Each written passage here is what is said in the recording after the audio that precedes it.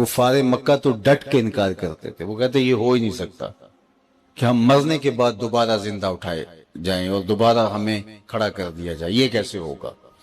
وہ کہتے تھے ہم اس کا تصور بھی نہیں کر سکتے۔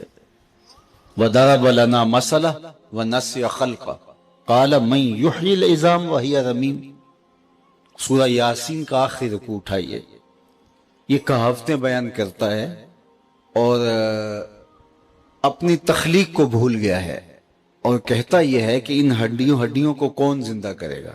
نضر بن حارث ایک کافر تھا، وہ قبرستان میں گیا، کسی پرانی قبر کی شکستہ ہڈی اٹھا لایا اور حضور علیہ السلام کے سامنے کھڑا ہو گیا، اور اس ہڈی کو ایسے توڑتا ہے اور اس کے ریزے زمین پہ گرتے ہیں، اور پھر حضور سے مخاطبت کرتے ہوئے کہتا ہے کہ اس ہڈی کو کون زندہ کرے گا جو میرے ہاتھوں کا لمس بھی گوارا نہیں کر پا رہی، میں چھوتا ہوں تو وہ ریزہ ریزہ ہو کے گر رہی ہے۔ من یحیی العظام وہی رمیم، اس ہڈی کو کون زندہ کرے گا، ان ہڈیوں کو کون دوبارہ حیات بخشے گا جب یہ اتنی شکستہ ہو گئی ہیں کہ میرے ہاتھوں کا لمس بھی گوارا نہیں کر پا رہے۔ جواب کتنا دل آویز اور کتنا زوردار ہے۔ قل یحییھا الذی انشأھا اول مرہ وہو بکل خلق علیم۔ محبوب فرما دو اب تو یہ ہڈیاں موجود ہیں، اگرچہ شکستہ ٹوٹی ہوئی بھربری سی ہیں، ہڈیاں موجود ہیں۔ جب ہڈیاں بھی نہیں تھی، جس نے انسان بنا لیا وہ ہڈیوں کو جوڑ کے بھی بنا لے گا۔ اب تو میٹیریل موجود ہے لیکن بکھرا پڑا ہے، شکستہ ہے۔ جب میٹیریل بھی نہیں تھا، مادہ بھی نہیں تھا، انسان کا نقشہ بھی نہیں تھا، هل اتی علی الانسان حین من الدہر لم یکن شیئا مذکورا، انسان قابل ذکر چیز ہی نہیں تھا، تو اس نے انسان کو بنایا اور اس کو بولنے کا سلیقہ دیا، اس کو بات کرنے کا طریقہ دیا، اس کو فہم و ادراک کے اجالے بخشے، اس کے ہاتھوں میں قوت بخشی پکڑنے کی، اس کی ٹانگوں میں چلنے کا انداز رکھا، اس کو دھڑکتا ہوا دل دیا جو جذبات سے بھرا ہوا ہے، اس کو خوبصورت صورت اور شکل عطا کی، اس کو دماغ دیا۔ یہ اتنا کچھ حضرت انسان کو اس نے عطا کیا، اور یہ مٹی کے بجتی ہوئی مٹی سے بنایا گیا، تخلیق کیا گیا انسان ہے۔ تو جب کچھ بھی نہیں تھا تو اس نے انسان بنا لیا، میٹیریل اور مادہ بھی نہیں تھا، تو اب تو بکھرا ہوا ہے۔ اور یہ بات وہ کر رہا ہے وَضَرَبَ لَنَا مَثَلًا وَنَسِيَ خَلْقَهُ، جو اپنی تخلیق کو بھول گیا ہے۔ اسے اگر یاد ہو کہ میں کیسے پیدا ہوا ہوں، کس طرح ننھی بوند سے رحم مادر میں نشأت ہوئی ہے، اگر اس کو یہ یاد ہوتا تو وہ یہ سوال نہ کرتا کہ ہڈی کو زندہ کون کرے گا۔ جس نے 2 بوند پانی سے انسان بنایا وہ ہڈی کو بھی انسان بنا لے گا، اس کے لیے کیا مشکل ہے؟ تو کہا یہ سوال کر اس لیے رہا ہے کہ ضرب لنا مثلا ونسی خلقہ، یہ اپنی تخلیق کو بھول گیا ہے، اس کو وہ پروسیس یاد نہیں رہا جو اس کے ساتھ ہوا ہے، اور آج یہ بولتا ہے، بات کرتا ہے، گفتگو کا سلیقہ ہے، آج اس کی چھاتی میں زور ہے، آج اس کے ہاتھوں میں طاقت ہے، شیروں کو نچا لیتا ہے، ہاتھیوں کو بٹھا لیتا ہے، آج پوری کائنات اس کے اشاروں پہ ہے، زمین کو مسخر کر رہا ہے، چاند کی چھاتی پہ قدم رکھنے جا رہا ہے، لیکن بھول گیا ہے کہ یہ خود پیدا کیسے ہوا تھا۔ تو اگر اسے یاد ہوتا تو یہ سوال ہی نہیں بنتا تھا کہ کیسے دوبارہ ہڈی کو جوڑا جائے گا۔ تو معاد کا، آخرت کا، یہ لوگ ڈٹ کے انکار کرتے تھے، چونکہ معاد انہوں نے دیکھا نہیں ہے، لیکن موت کا انکار وہ بھی نہیں کرتے تھے، اس لیے کہ موت اپنی آنکھوں کے سامنے ہر کوئی دیکھتا ہے۔ جو لوگ خدا کے وجود کا انکار کرتے ہیں، موت کا انکار وہ بھی نہیں کر پاتے۔ کیوں نہیں کر پاتے؟ اس لیے کہ وہ اپنی آنکھوں کے سامنے اپنے عزیزوں کو بچھڑتا ہوا دیکھتے۔ تو امام غزالی علیہ الرحمہ نے یہاں پھر بڑی خوبصورت بات کی، کہا موت پھر اللہ کی نعمت قرار پائی کہ اس سے تمہاری زندگی بیلنس رہتی ہے، زندگی متوازن رہتی ہے، آخرت کا تمہیں تیقن پیدا ہوتا ہے، اور تمہیں یہ احساس زندگی کے ساتھ کہیں نہ کہیں جڑا ہوتا ہے کہ تم نے مرنا ہے۔ اور اگر یہ تصور بھی نہ ہوتا کہ ابھی پتہ نہیں مرنا یا نہیں مرنا، کوئی مرتا تو دیکھا نہیں ہے، تو لوگ تو فرعون، نمرود اور حامان بنتے، ہر گھر میں نمرود اور فرعون ہوتا کہ جب موت ہی نہیں ہے۔ تو آج پتہ ہے کہ پتہ نہیں کب سانسوں کی مالا ٹوٹ جائے، کب یہ موتی بکھر جائے، لیکن اس کے باوجود لوگ فرعون بنے ہوئے ہیں، نمرود بنے ہوئے ہیں، لوگوں کے رویے لوگوں کے ساتھ کتنے تلخ اور سخت اور متکبرانہ ہیں. اور جب یہ ہوتا کہ پتہ نہیں مرنا کہ نہیں مرنا اور اس کا یقین نہ ہوتا تو پھر بتاؤ کہ اس معاشرے کو کس طرح سے کنٹرول کیا جاتا. تو موت ایک ذریعہ ہے، ایک تنبیہ ہے. اور پھر جب ہم اپنے عزیزوں کو بچھڑتے ہوئے دیکھتے ہیں اپنی آنکھوں کے سامنے تو ایک لمحے کے لیے ہم اپنے آپ کو اس تصور میں لے جاتے ہیں کہ ہم بھی یوں مٹی کا رزق بننے والے ہیں، ہم بھی یوں ہی اس خاک کی چادر اوڑھ کے سونے والے ہیں. حضرت یعقوب علیہ السلام اللہ کے جلیل القدر پیغمبر ہے. انہوں نے اسرائیل سے وعدہ لیا تھا کہ میری روح قبض کرنے کے لیے اچانک نہیں آنا، پہلے قاصد بھیج دینا تاکہ میں موت کی تیاری کر لوں. پیغمبر تو تیار ہی ہوتے ہیں لیکن پھر بھی جو ہے وہ تعلیم امت کے لیے بہت ساری چیزیں ہوتی ہیں. تو کہا کہ اسرائیل میری روح قبض کرنے کے لیے اچانک نہیں آنا، پہلے قاصد بھیج دینا. کہا جی میرا وعدہ رہا. ایک مدت گزرنے کے بعد جبریل حاضر خدمت ہوئے، پوچھا کدھر آئے ہو؟ کہا قبض روح کے لیے آیا ہوں. کہا تم نے تو وعدہ کیا تھا کہ اچانک نہیں آؤں گا، پہلے قاصد بھیجوں گا، اور تم اچانک آ گئے. کہا حضرت میں نے تو قاصد بھیجے تھے. کہا میرے پاس تو ایک بھی نہیں آیا. فرمایا کہ میرے پاس تو ایک بھی نہیں تمہارا قاصد پہنچا. تو حضرت اسرائیل بولے حضرت آپ کے سامنے کتنے لوگوں کی موت واقع ہوئی، یہ میرا قاصد نہیں تھا تو اور کیا تھا. آپ کی داڑھی میں سفید بال آ گئے، یہ میرا قاصد نہیں تھا تو اور کیا تھا. جب کمر میں خم آنے لگے، جب یادداشت کھونے لگے، جب اعضاء مدمحل ہونے لگے، جب چلتے ہوئے ٹھوکریں لگنے لگے، جب بات کرتے ہوئے لکنت پیدا ہونے لگے تو سمجھ لو یہ پیغام موت آ گیا. یہ اٹھتے ہوئے جنازے موت کا میسج ہے ہمارے نام. یہ ڈوبتا ہوا سورج ہمیں روز پیغام دیتا ہے کہ چڑھتی جوانی کے بعد بڑھاپے اور بڑھاپے کے بعد غروب ہے. زندگی تیزی کے ساتھ کٹ رہی ہے اور لمحہ لمحہ میں اور آپ موت کے قریب جا رہے ہیں. حضرت عمر دربار میں بیٹھے تھے تو ایک شخص آیا اور اس نے کھڑے ہو کے کہا یا عمر لا تنسا موتک، عمر اپنی موت کو نہیں بھولنا. اللہ اکبر. 22.5 لاکھ مربع میل کی حکمرانی ہے اور وہ آ کے کہتا عمر موت کو نہیں بھولنا. ایسے تھر تھر کانپتے جس طرح بید کی شاخ کانپتی. اور اس کو بلایا، پیار دیا اور کہا کہ روز آ جایا کر اور مجھے تذکیر کر جایا کر. مہینے کے بعد تیری وقت کی کچھ قیمت بھی مشاہرے کی شکل میں دے دیا کروں گا. وہ روز آتا ہے اور دربار میں کھڑے ہو کے کہتا عمر موت کو نہیں بھولنا. مہینے کے بعد اسے تنخواہ بھی دیتے ہیں. ایک دن آیا، فرمایا آج کے بعد نہیں آنا. کوئی اور آنے لگا ہے؟ فرمایا نہیں. مجھ سے کوئی بے ادبی ہوگی ہے؟ فرمایا نہیں. تذکیر موت کی ضرورت نہیں رہی؟ فرمایا نہیں. تو پھر کیوں چھٹی کروائی جا رہی ہے؟ تو حضرت عمر روئے، داڑھی پہ ہاتھ رکھا، ایک بال الگ کیا، کہا یہ دیکھ میری داڑھی میں سفید بال آ گیا، اب تیرے آنے کی ضرورت نہیں، یہ مجھے چین سے نہیں بیٹھنے دے گا. ہمارے تو پورے بال بھی سفید ہو جائے. میاں صاحب نے کہا تھا ہڈیاں کمبن گوڈے کھڑکن تے اڑ گیا لک تیرا، اجے بھی بدیوں باس نہ آئوں جیو مرد دلیرا. فما اصبرہم علی النار. اللہ قرآن میں فرماتا لوگوں کا آگ پر کتنا حوصلہ ہے. قبر میں ٹانگیں ہوتی ہیں، بدکاری سے باز نہیں آتے، ہیرا پھیری سے باز نہیں آتے، مکر فریب اور نگاہ کے زنا سے باز نہیں آتے. جبکہ ایک بال سفید آ گیا، کہا میاں اب تیرے آنے کی ضرورت نہیں ہے، اب یہ بال ہی مجھے چین سے نہیں بیٹھنے دے گا. یہ موت کا میسج میرے نام آ گیا، یہ پیغام آ گیا موت کا. تو زندگی بہت مختصر ہے. یہ اٹھتے ہوئے جنازے ہمیں بتاتے ہیں کہ ہم بھی مٹی کا رزق بننے والے ہیں، ہم بھی کوچ کرنے والے ہیں. خیر کن فلاں و غنیمت شمار عمر زاں بیشتر کے بانگ برائت کے فلاں نمات. سعدی کہتے ہیں کہ زندگی کو غنیمت سمجھ اور ایک ایک سانس کی قیمت وصول کر. اس سے قبل کے مسجدوں میں پکار آئے اور لوگ آواز دینے لگیں کہ فلاں بھی چلا گیا، فلاں کا اتنے بھائی جنازہ ہوگا. یہ آواز تو آنی ہے، آج نہیں تو کل. تو قبل اس سے کہ وہ وقت آئے کوئی حجت نہ رہے پھر ہاتھ ملتے رہے. آج کا پچھتاوا کل کی بہتری کی ضمانت بن سکتا ہے. کل کا پچھتاوا سوائے حسرت بڑھانے کی اور کچھ نہیں ہوگا. وقت پر کافی ہے ایک قطرہ بھی آب خوش ہنگام کا، جل گیا جب کھیت برسا می تو پھر کس کام کا. آپ تو دیہات میں رہتے ہیں تو دیہاتی لوگ کہتے ہیں جب زمین وتر میں ہو تو اس وقت تخم عمل ڈال لو، بیج ڈال لو تاکہ پھر کٹائی کے موسم میں کچھ ہاتھ آ جائے. لیکن اگر زمین وتر سے نکل گئی تو پھر کیا فائدہ. تو آج زندگی کی زمین وتر میں ہے. آج توبہ کا دروازہ کھلا ہے، سورج مغرب سے طلوع نہیں ہوا، اس کی رحمت پکار پکار کے بخشش مغفرت کی صدائیں دے رہی ہے۔ آج وقت ہے جب سانس بند ہو گئی یا توبہ کا دروازہ بند ہو گیا تو پھر اس کے بعد کوئی حجت باقی نہیں رہے گی۔ وقت پر کافی ہے ایک قطرہ بھی آب خوش ہنگام کا، جل گیا جب کھیت برسا می تو پھر کس کام کا۔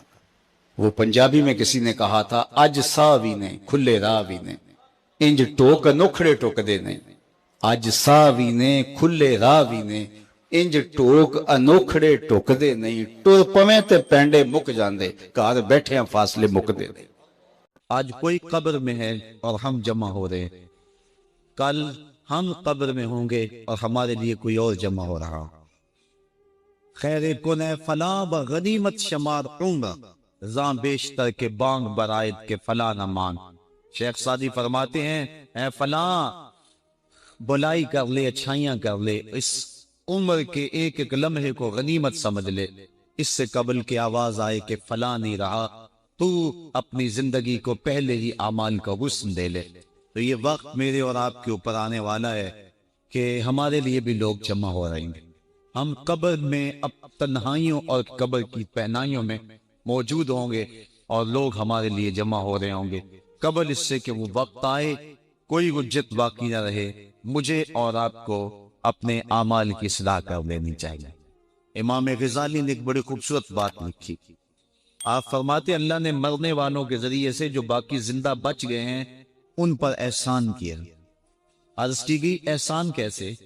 وہ تو دکھوں میں مبتلا ہیں، جن کا بھائی چلا گیا ان کا کلیجہ پھٹ رہا ہے، جن کا باپ چلا گیا ان کی دنیا دیر ہو گئی، جن کی ماں چلی گئی ان کے سامنے روشنی کا کوئی حوالہ نہیں رہا ہے، جس کا بیٹا چلا گیا اس کی کمر ٹوٹ گئی، جس کا بھائی چلا گیا اس کے بازو ٹوٹ گئے، اور تم کہتے ہو اللہ نے مرنے والوں کے ذریعے سے جو باقی پس ماندگان ہیں ان پر احسان کیا۔ یہ احسان کیسے ہے؟ تو امام غزالی فرماتے ہیں احسان اس معنی میں ہے کہ اللہ نے مرنے والے کی موت کو ان باقیوں کے لیے عبرت کا نشان بنایا ہے۔ اگر اس کی موت ان کے لیے عبرت بنا دی جاتی تو یہ کیا کرتا؟ تو اللہ تعالیٰ نے گویا ان کی موت سے اس کو ایک اور موقع سنبھلنے کا دیا ہے کہ وہ لوگوں کی، عزیزوں کی، رشتہ داروں کی موت کو دیکھ کر اپنی زندگی کی راہوں کو ٹھیک کر لیں۔ یہ جو مرنے والے ہیں یہ ہمارے لیے پیغام ہے موت کا، اور ہم ان سے دیکھ کر اپنی زندگی ٹھیک کر سکتے ہیں۔ حضرت یعقوب علیہ السلام جلیل القدر نبی گزرے ہیں، بنی اسرائیل کے مقتدا اور امام نبی۔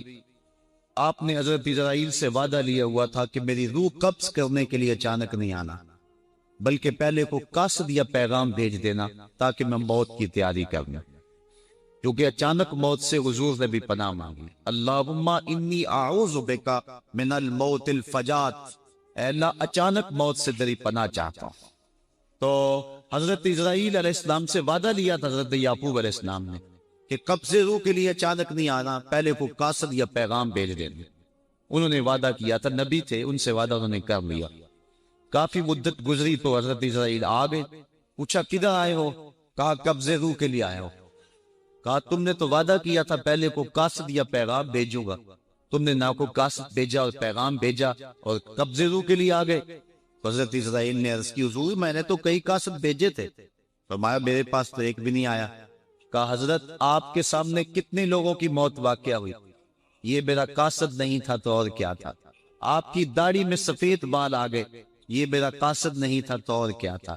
آپ کی آنکھوں میں سفیدی اتر آئی، یہ میرا قاصد نہیں تھا تو اور کیا تھا؟ آنکھوں میں سفیدی کا آ جانا، بالوں میں سفیدی کا آ جانا، کمر میں خم آ جانا، اٹھتے ہوئے جنازے، پھیلی ہوئی قبریں، یہ پیغام ہے، قاصد ہے موت کا۔ حضرت عمر فاروق رضی اللہ تعالیٰ عنہ ایک دن دربار میں بیٹھے ہوئے تھے، ایک شخص آیا اور آپ کو دیکھ کر کہنے لگا یا عمر لا تنسا موتک، عمر اپنی موت کو نہیں بھولنا۔ کب کپا کے رہ گئے، اس کو بلایا، شکریہ ادا کیا، کہا میاں کبھی روز آ جایا کرے نا تو تجھے مہینے کے بعد تنخواہ بھی دیا کروں گا۔ بڑے دربار میں وہ روزانہ آتا ہے، حضرت عمر فاروق کام میں لگیا، وہ کہتا یا عمر لا تنسا موتک، عمر اپنی موت کو نہیں بھولنا۔ مہینے کے بعد اس کو تنخواہ بھی دیتے۔ ایک دن وہ آیا، آپ نے اس کے ہاتھ میں اس کا مشارہ دیا، کہا آج کے بعد نہیں آنا۔ حضرت مجھ سے کوئی گستاخی ہوگی؟ فرمایا نہیں۔ تذکیر موت کی ضرورت نہیں رہی؟ فرمایا نہیں۔ کوئی اور بندہ رکھ لیا؟ فرمایا نہیں۔ تو کہا پھر حضور مجھے بتائیں نا مجھے کیوں چھٹی دی جا رہی ہے؟ حضرت عمر فاروق چھم چھم رونے لگے اور داڑھی پہ ہاتھ رکھا، ایک بال الگ کیا، وہ بال سفید ہو چکا تھا۔